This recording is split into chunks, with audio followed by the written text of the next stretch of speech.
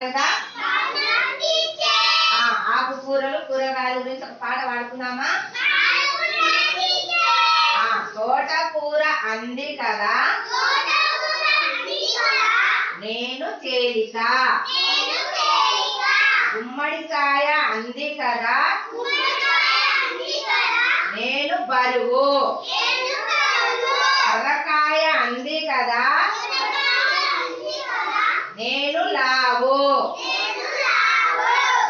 ములక్కాయ అంది కదా నేను సన్నం, చిట్టి మిరపకాయ అంది కదా నేను పొట్టి, చిట్టి మిరపకాయ అంది కదా నేను పొట్టి, పొట్లకాయ అంది కదా నేను పొడవు, పొట్లకాయ అంది కదా